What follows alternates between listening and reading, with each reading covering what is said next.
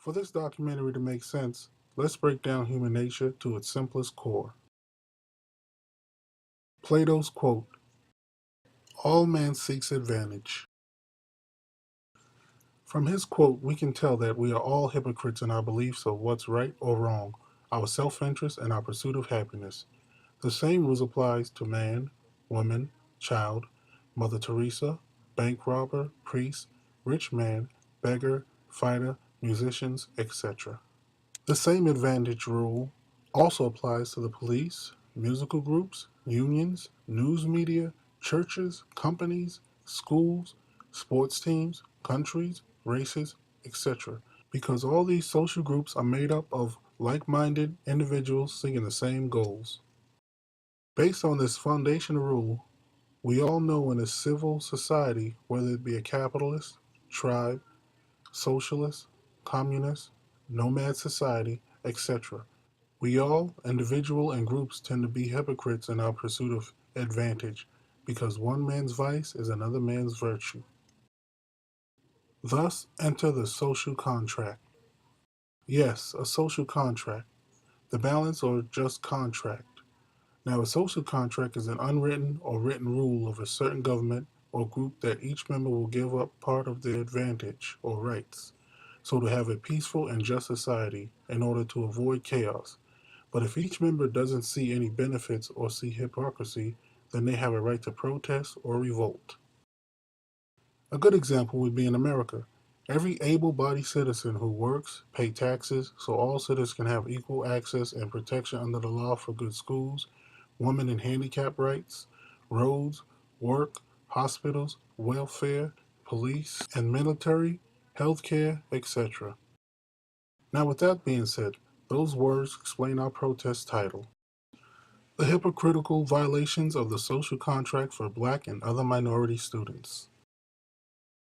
Welcome to United States of America, one of the most diverse countries in the world.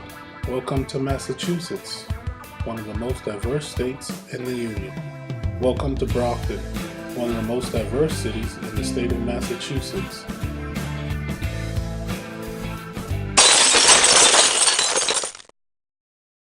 Now, even though there's so much diversity in our city, state, and country, there's still an overwhelming amount of mistreatment of minority students. Not only is this happening in Brockton, but it's happening all over the country. So this is Two Fathers' attempt at shedding light on the issue and exposing the hypocrisy.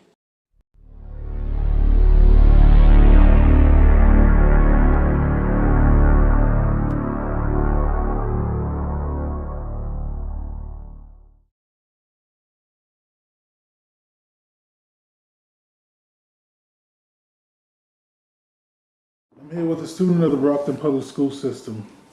He's one of the students that inspired us to start this project. Please state your name and what school in Brockton you attended. My name is Maverick, and I attend Brockton High School, and I'll be graduating in spring of 2016.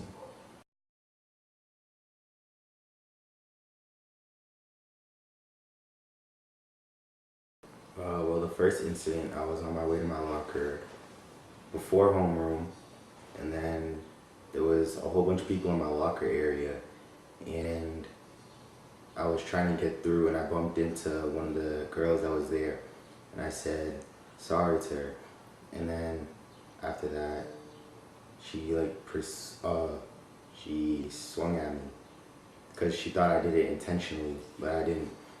And then she swung, and then I grabbed her arms to try to restrain her, and then I let her go because I thought that she calmed down, and she proceeded to swing at me. And then I grabbed her arms again, and then brought her to the ground, trying to restrain her and telling her to calm down. And then when I let her back up again, the second time, she continued to hit me, and I just stood there and blocked myself. And then her friend said that the teacher's coming, and then that's when it stopped. And then I seen her like 3 minutes later in the stairwell, and I apologized to her again. And then around fourth period, I got called down to the office with Mr. DuPont, and there was a police officer there. And they said that they got a report saying that I physically abused this female. You said you were brought down to the office and there were police and school officials. Why was that? Do you think it was necessary? No, I didn't think it was necessary because I only bumped into her on accident, and I apologized twice to her before the incident and then after the incident when it happened. So I didn't really understand why the police officer was there. Didn't the school, did they have video surveillance footage? Yes, they did. But they withheld the video for 8 months. Even though you had video evidence, do you feel it was fair that you were put in the court system? No, because the video showed exactly what I said. She was the aggressor and I was just defending myself. It didn't make sense for me to go through the court system over something that I thought was minor and thought that we could brush off. I understand you were injured during this situation with the female student. What happened exactly to you? I had a scratch from right here to right here across my chest. It was bleeding. I didn't notice it until I went to homeroom and someone in my homeroom said, "What's that on your neck?" And it was blood coming down. So you were scarred. Was she charged with anything? No, Mr. DuPont took a picture of my scar, but he didn't punish her in any way, shape, or form. You said that situation you felt was minor. Do you find that school administration abused their power? Yes, I believe so, especially when it comes to minority students. They're always trying to punish them harder and give them out-of-school suspensions, but for the white students, they always try to give them in school, or if they do the same thing that minority students would do, they would offer them help, like go see a guidance counselor, an adjustment counselor, or like try to help them solve their problem instead of just adding on to it. So the white students are treated differently or punished differently than the minority students. What makes you say that? Do you have any facts to back it up? Yes, because after my 3-day suspension without proper due process, I came back to school with a petition, and within 2 hours, I had 140 students and teachers sign it. After the petition was signed, did school administration do anything? Did they change any rules or anything? No, everything mostly stayed the same, but I had teachers come up to me and ask me if I was really doing this for real. Teachers that I thought I could trust, and the same teachers that tell you about your First Amendment rights are laughing in your face telling you that your petition will never go anywhere. You say a few teachers who you showed your petition to you laughed at you and disregarded those petitions. How do you feel about those teachers? It makes me feel like they're all hypocrites. They're telling me and teaching one thing, but then they're doing the exact opposite. And they're laughing at me like I'm the joke, but the whole school system is a joke.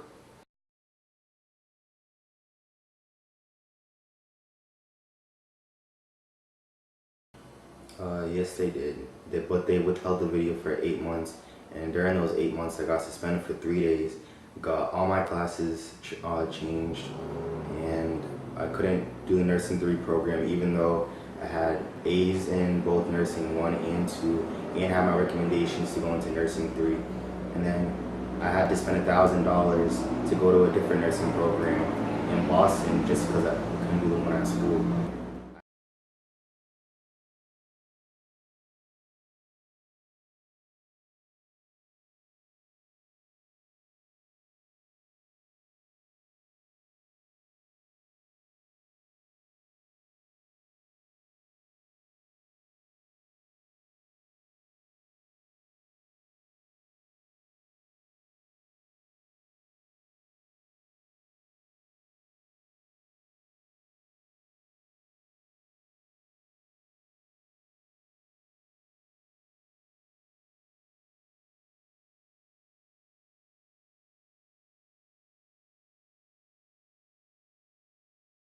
And I want to hear your version of the story. I think you was 13 years old at the time when it happened, right? Yes.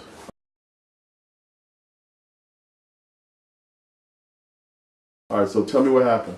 It was at the end of the day, and I got permission to go to my locker to grab my other belongings. And so as I was walking, I had got to pass from my teacher, and as I was walking, I heard another teacher screaming, asking for help because there were 2 kids fighting in the classroom. And I walked into the classroom and helped and got the 2 kids from fighting. I stopped them, brought them to the the hallway, and then went back to my homeroom and left. And I told one of the principals when he was outside, I told him that there was a fight, and then he said thank you.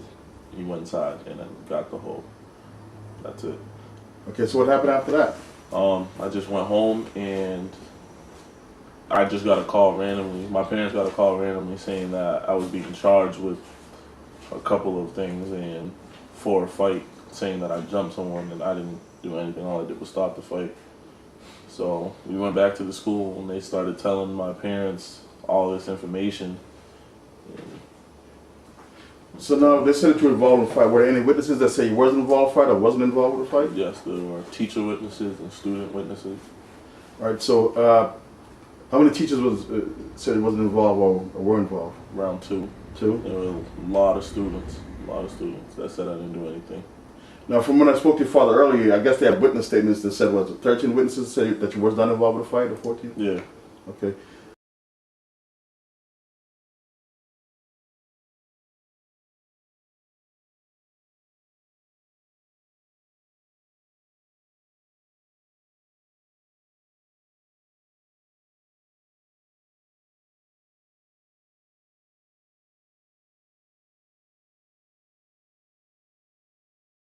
So what happened after that? I went to school on that following Monday, and the principal, Miss Nelzarella, seen me, and she said for me to go to the office. You're not supposed to be here. So I went to the office, and they called my dad to come pick me up, and I had to leave school. And then I guess the next day I went in again, and they just said I had in-house. So I had in-house for like 2 days, and then I got suspended for like 18. I got suspended for 18 days. 18 days without due process? Yeah.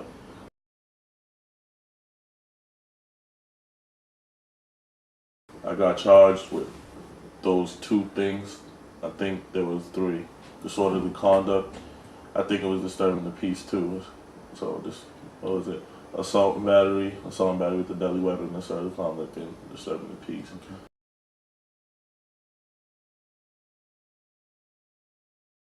Because I had gotten 18 days out of school, I missed they were saying I was gonna miss my graduation. I missed my school field trip. When I got back from the 18 days, I had to be followed around, and because they felt like I was a danger to the school. And not to make this a black and white issue, I had a white friend that had fought someone in school, and he only got 3 days in-house suspension, right? And then I had another friend that I know. He had marijuana on him in front of the principal, I guess, and he got suspended in-house, and he didn't get anything taken away from him. He got to graduate on time with everybody, got to go on the big school field trip, and it hurt me staying in the house for 18 days, not doing anything except for schoolwork that I had to go pick up every day.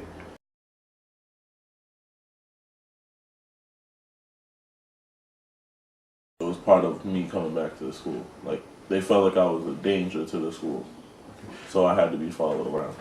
But you said you had level witnesses say they're trying to be helpful. So how are you a danger? I don't know. That's just, I guess that's how the principal felt, that I was a danger to the school.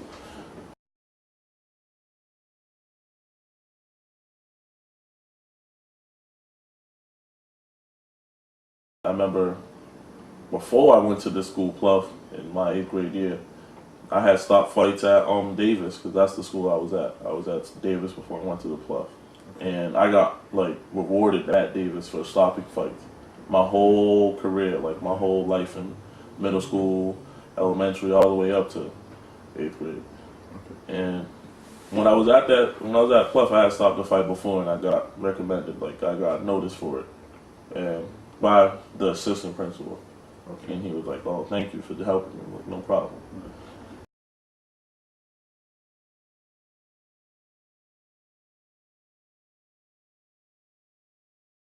So I had to have someone escort me, even though I had 11 witnesses saying I didn't do anything. They said that only 1 counted, and that was the teacher that was in the classroom.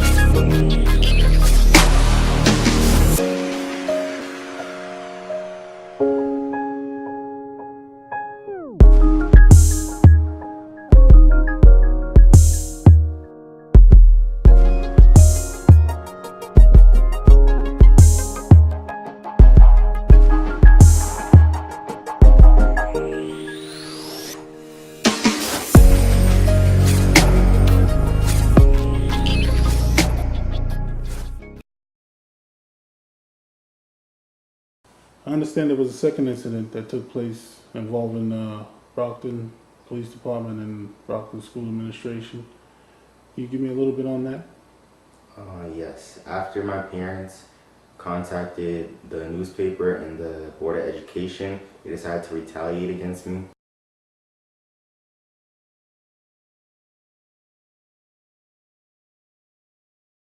After school ended, I was on my way walking towards the bus. And I know what time the buses leave. The buses leave at 2:07 every single day. And it was only 2:05. And the bus driver wouldn't let me on the bus. She closed the door on me. And the buses wasn't even in motion. Because the buses in area 4 leave first. And we're in area 6. And those buses weren't even in motion. And I asked her to open the door politely. And she continued to say no. And then after that, I stood in front of the bus because I had no other way to get home. It was Thursdays. There's teachers' meetings on Thursdays. There's no late buses.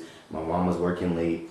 And I had no other way to get home. So this bus was the only way to get home. I didn't have money to take the back bus. So when they sent out a floor teacher to try to remove me from the bus and sent out some other administrators to try to remove me from the bus, but they told me I had to take the back bus home and I didn't have any money, and I live all the way deep in the east side, and if you don't know, Brockton High is on the west side. That's about like a 2-hour walk, and it was freezing outside, and I didn't want to do that. I just wanted to get on the bus and go home. I understand Brockton Police showed up. What did they do? Did they try to help the situation? Well, at first, I seen all the cops talking to each other, and they was pointing at me while I was still talking to the administrators in front of the bus. And then one of the officers came up to me and he said, "Aren't you the boy that called the newspaper?" And then I responded, "What does that have to do with anything?" And then he then asked me to remove myself from the bus. And then I said, "Is someone going to give me a ride home? As long as I'm getting a ride home, I'll move from in front of the bus." And then he said, "Get out from the bus right now." And then I said, "Talk to me nicely and I'll do it." And then he put his hand out like that, signaling me to just stand to the side, and then that's when I went. And then he said, "Who are you talking to?" I moved to the side, and then he said, "That's what I thought." And then I said, "Who are you talking to?" And then that's when he said, "You're under arrest." And then he grabbed my arm and said, "Stop resisting," when I didn't even move or struggle. And as soon as he said, "Stop resisting," 2 other cops then came up from behind me, picked me up in the air, and then threw me on the ground. Yo, he is straight style. He's not Trying to intimidate us. just stop. Why are there so many cops? He's gonna be yelling at him. This is why we died. Why are you getting in this? Yo! Yo! Yo, what are you doing? Whoa! You guys get that? Yo, what are you doing? Are you Serious? Yo!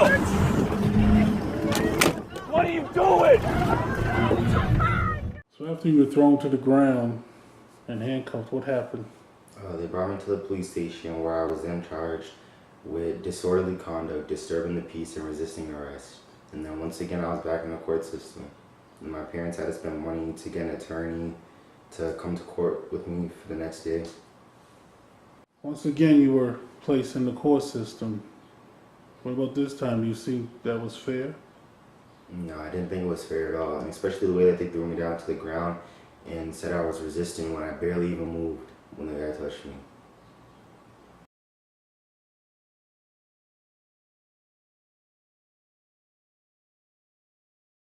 I contacted the FBI Attorney General's office and the Board of Education. They didn't do anything about it.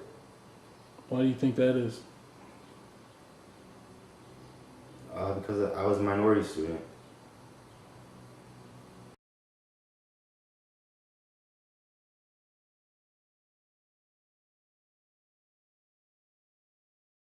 All right, I know a lot of people out there might say, well, I'm just a concerned parent and care about my kid, and my kid can be a bad kid in the end result, but he's not. And I just want to show like a brief background, how I raised my kids. And so let's start. Here, there's some medals from martial arts. My son has a black belt in Taekwondo and a black belt in Krav Maga. He has first place in fighting, second place in fighting, first place in weapons. All the stuff right here is the first place trophy in fighting. This is the second place in fighting. second place in Carter. There was second place in weapons, and there's a first place in weapons. Also here, he's good at diving and swimming. Here's a first place trophy in diving, for a first place in swimming, another first place in swimming, another first place again in diving, and stuff like that, and another first place in fighting. But not only that, my son is volunteer. It's all part of his record, his history. You can look it up. He's volunteer with the Veterans Administration, with soldiers. He went there to feed them, help them out. He volunteered in food banks. In the school as part of the program that help clean up parks and feed the homeless and stuff like that. There's tons of history of that. So we try to keep them, our kids are well rounded as far as being like volunteer and good citizens. So just to ease everyone's mind, to let them know that I'm not some guy that's trying to get on a soapbox and preach all good when it's bad. No, there's some bad. The kids gonna they're part of learning, but there's plenty of good. There's overwhelming amount of good that these people are trying to destroy a young kid's life.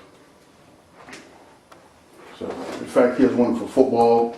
There's a couple more for martial arts. Some of these are my daughters. My daughter's first place in fighting. Most of these are my sons. And I just try to mentor them and things can teach them the right way. Now, also, I want to mention that these people at the school, people in the Brockton public school system, that try to assassinate the character of my family and my kids and my son's character. But for example, we're a strong family unit. In fact, we take school vacation all the time, to go different places in different countries. Here we're in England, at Stonehenge. We're in Venice. We're in London. Here, one of my kids' favorite spots is Area 51 in Nevada, where they took a picture of the little alien. But my son last year, I think, was in 9 different countries, and he's volunteering in some of those countries. Also, I have plenty of friends overseas. He's been to Germany, Poland, Trinidad, Jamaica, Canada, China. People in China, good people. But it's funny. He says the family, sometimes you have to go overseas to feel American, and trust me, it's like that a lot, because most of the negative treatment we got is from the U.S. It's never overseas, and I want to emphasize that, and that's what I'm trying to make this video also to show that.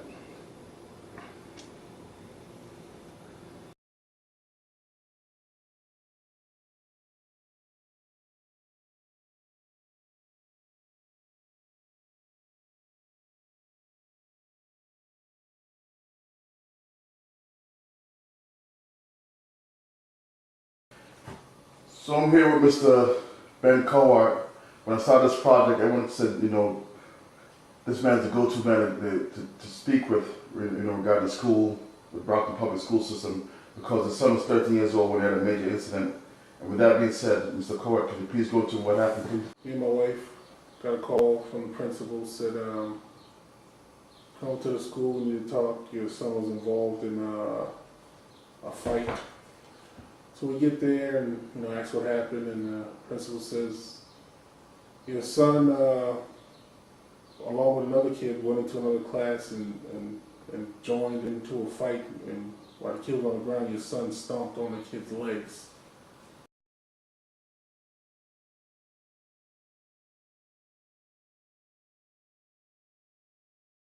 We sat in the office and talked about the situation, and the principal reported that the teacher told her my son, along with 2 other kids, stomped on some other kid while he was on the ground. And I know my kid, so I didn't believe it. But anyway, they said he's going to be suspended. Well, actually, they didn't tell me he was going to be suspended. It just kind of happened. That was a Friday. We went back to school Monday, and Tuesday he went, and they ended up calling me up there because he had, they said he couldn't come to school. I didn't understand the whole, I've never been suspended and my son's never been suspended, so I didn't know the policy, or I knew I would need some paperwork or something, but, I was given nothing. So, I brought him home and basically just, sat home and wondered, what was going on, because I didn't have no paperwork to follow up, the allegations or anything like that.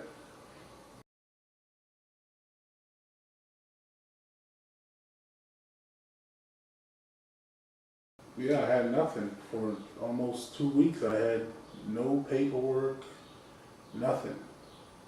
So, I got frustrated, and I tried to, I got a lawyer, and the lawyer happened to call the school the same day I retained her, and then maybe 2 days after she called the school, I got a letter in the mail from the principal saying, come back to school for a hearing, his due process hearing, which was, he's already missed about 10 days at this time, so the day of the hearing would have been 12 days missed, so 12 days later we got a hearing.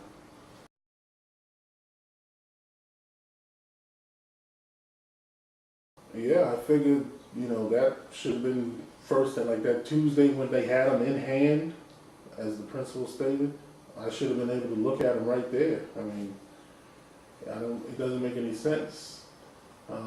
She had the witness statements, and if they said my son did it, by all means suspend him. But moving forward, I mean, we finally had the hearing, and those witness statements were made available to me and the lawyer, and it was clear as day, 11 statements saying either my son helped or they said he wasn't involved. So he should have been remitted to school, right? That Tuesday, he should have been allowed to stay in school.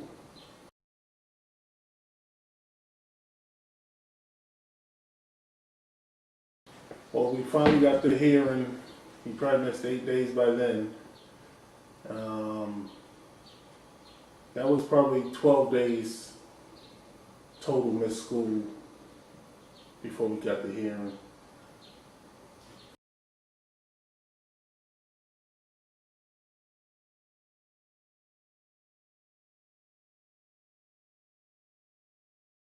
Well, it ended up being a total of 18 days suspension. The principal was harsh. It was the end of the school year, so she said he couldn't go to the field trip with his friends, which that's the big thing at the end of the school year. She said he wouldn't be able to come back to school and attend the graduation with his friends. So yeah, he missed a total of 18 days at the end of the school year.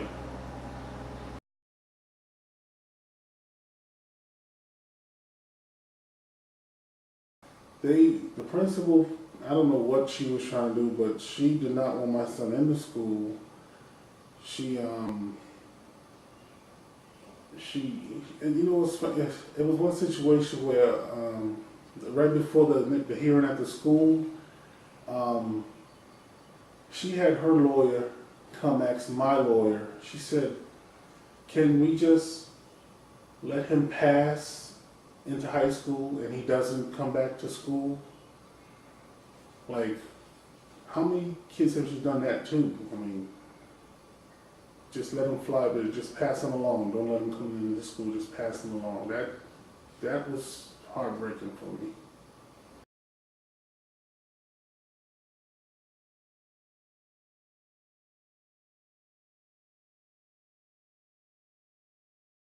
Some kid who happened to be white was clearly an aggressor in a fight in school.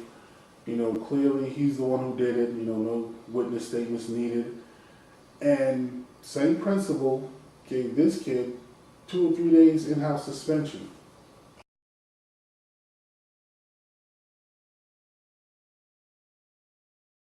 Well, we ended up, after the initial hearing, there was a a hearing at the court magistrate's office.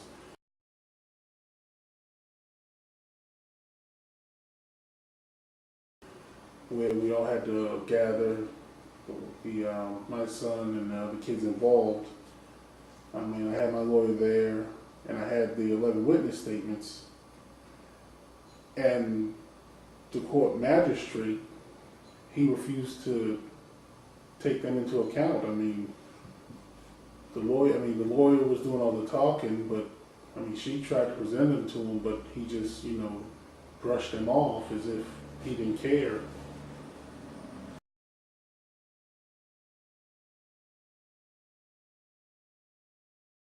Well, the court magistrate, after that whole hearing, he said, okay, well, here's the deal. If you don't get any trouble for a year, all the charges will be dropped. I didn't like that. I mean, I had an issue with it because, like I said, my son was innocent of the charges, but, they just said guilty, It was like they were saying guilty. And I didn't think that was fair for him to have that stress on him, for a whole year of, for nothing. It wasn't fair.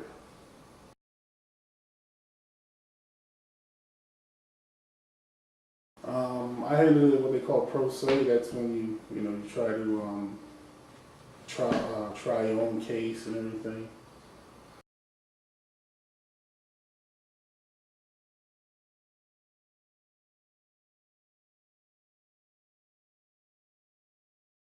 Okay. Now, when you did the lawsuit pro se, did you include the witness statements? Did you include the federal law, the state law, the handbook, or anything like that to help guide you? I included everything. I mean, I had everything by that time, so it should have been an open and shut case. But they got them big lawyers. Now, I saw the paperwork that you showed me, the pro se stuff, and the judge's ruling that I saw and I thought it was kind of weird is where, although you had the 11 witness statements, including 2 adults, it says that the judge stated in his findings that it's okay that the school did what it did to your son because based on some legal precedent that they were allowed to ignore the witness statements and go by their own rules and guidelines. Now, how did you feel about that, as a parent? Well, like I said, me being that I'm not a lawyer guy or anything like that. It was like, wow. I mean, it was blatant. We don't care. It's like they did what they want to do and they get punished for it. And as a taxpayer, that hurt me bad. So you're saying that these guys like the Wild Wild West when it comes to education, kids' education, and a future generation, particularly when it's minorities? Yeah, basically, I mean, what they call it, the school to prison pipeline, that's real. They're trying to put charges on these kids at a young age. I'm glad I'm talking to you, to help get your story out, because to me, it's just amazing that you, like you said, you're a taxpayer, you probably, own a property in Brockton, do you? Yeah, I'm a homeowner. Exactly. So now you're paying federal tax, state taxes, and property tax, and everything else. Do you think, are you getting your money's worth, you think? No, not at all. Wow. Not at all. It's amazing. All right, well, I don't want to talk more time, because I know you're busy, you have to get back to work. So with that being said, I want to thank you for your time, and thanks for, for sharing your story, and hopefully, get the word out. Thank you.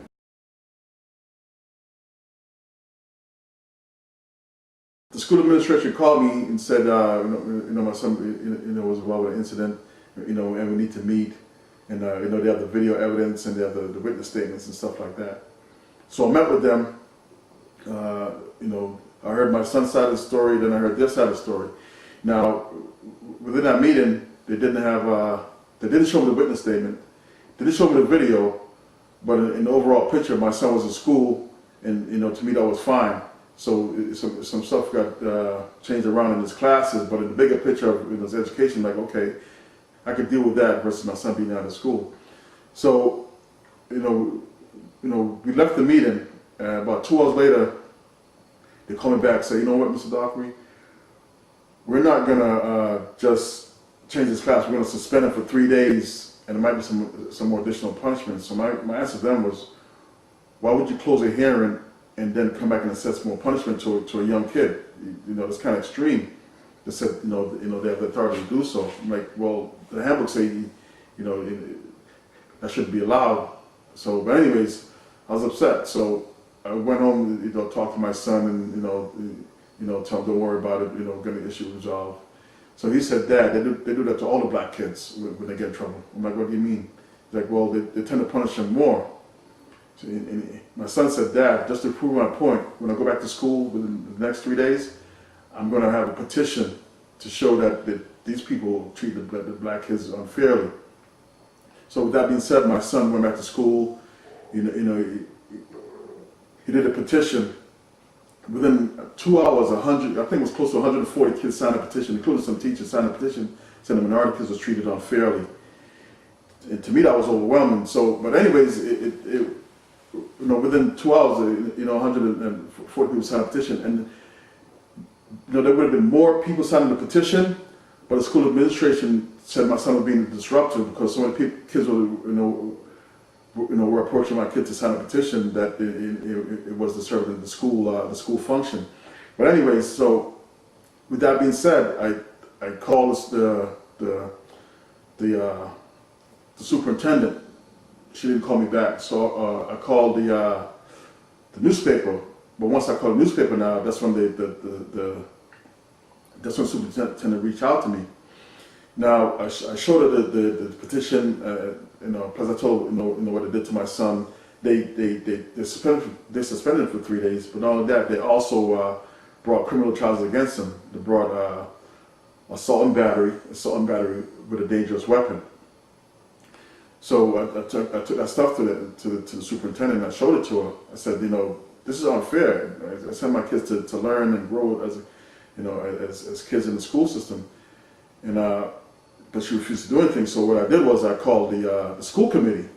Now when I met with her, the superintendent, and the school committee, and the school committee vice chair. Now they're both attorneys. So I figured they would understand the petition, the federal law and the state law, but for some reason, they didn't get it. Now I've battled with tons of attorneys, both here in the U.S. and overseas, and I'm not trying to say that to be bad, but these people, like they weren't getting it. They weren't getting the concept, like the law is a law. To follow law, but they didn't do that. So anyway, once there was understanding the law and the kids have a right to education and due process and stuff like that, and the petition all the kids signed, I called the Board of Education. I called the Massachusetts Secondary Department of Education. I called the Federal Board of Education. Now, I think I also called the ACLU. Now, the ACLU and the Secondary Department of Secondary Education, when I spoke to them, they understood what was going on, and they approached the issue as if it was their kid was involved in the matter, and was being treated unfairly. But when I spoke to the Board of Education, they treated it like it's like no big deal, take a number and we'll get back to you. To me, which was sad, because their sole job is to make sure every kid get an education, regardless of the skin color and the economics means, and to me, that it was very sad that they weren't very helpful. So now, after a series of meetings with the superintendent of Brockton School System and the school committee chair, several words were exchanged between us, regarding my son, the petition, and other kids in the school system, to me, were treated unfairly. For example, my son, I told him I don't think it's right that that you transfer my son to a whole separate part of the school. But not only that, the fact that 130, 140 people signed a petition, and the school administrator that the kids wrote a signed a petition about set up a job. It's like, well, he's a good worker, and so we can't let him go. And like say, okay, so I said to the superintendent, I said, use this analogy. If you work in a place of business and 130 people sign a petition or go to HR and says there's one person practicing sexual harassment, will that person still have a job? Well, not only that, if that person still have a job, what's that saying about your character? What's it saying about your integrity? What is saying about the safety of of the other employees? Is that right? So as a doctor, you're making a valid point, but I think hands are tied, and he's a good employee. I said that's kind of sad, So I said, okay, so what about the other kids? What kind of message are they sending to the kids? To me, that's not fair. And the superintendent administration was, well, ever see those kids? Those kids are rough.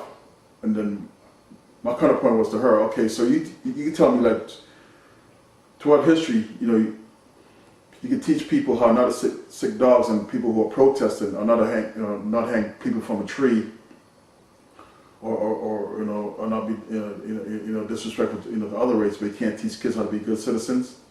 To me, that it didn't make any sense, because basically the school is there to teach kids how to be good citizens and how to respect the law, but these people weren't respect the law. But not only that, from talking to them, the cockiness and ego that they had, in trying to justify the action, I'm saying to myself, who else have they done this to? How many of the families' life have they disrupt? But the cockiness and ego that they have is like, these people aren't inexperienced of what they're doing. They seem real experienced of of being that the mean people, especially towards minority. And from that being said, I started thinking, I'm like, what? I bet if I dig some more, I'll probably find more families and more kids. Because to me, it's kind of sad. It's like they set a trap for these kids, but the trap they set for these kids is a trap they set for themselves, because all they're doing is creating a bigger issue. But not only that, in creating a bigger issue, you could probably go back and probably and do research and find out there's more people and families out there. And sure enough, and that sent me on a quest to do research, and that's why we started this project.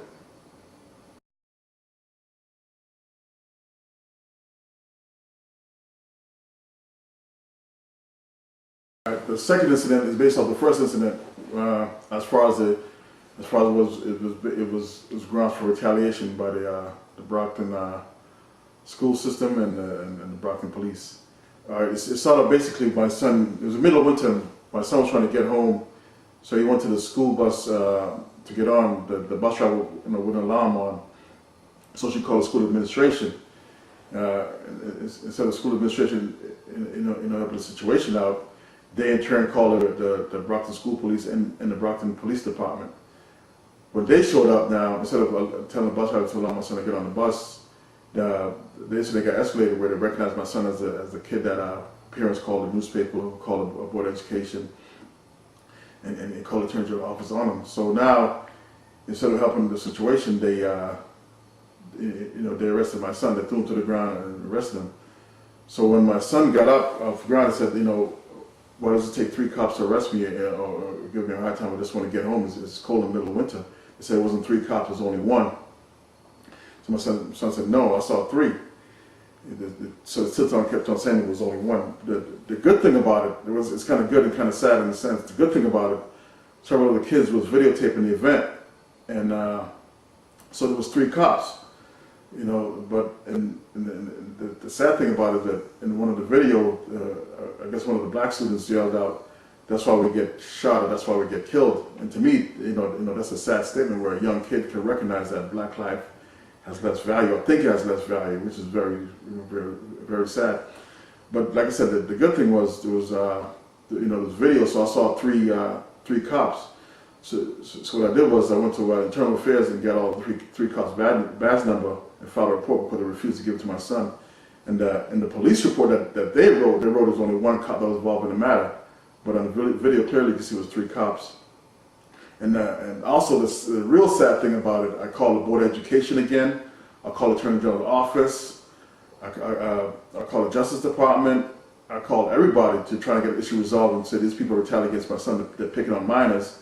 And all these agencies that I called, I was sworn to protect and have a duty to protect the kids and to administrate to the kids fairly. No one reached out to help. I sent emails, I sent everything, and no response.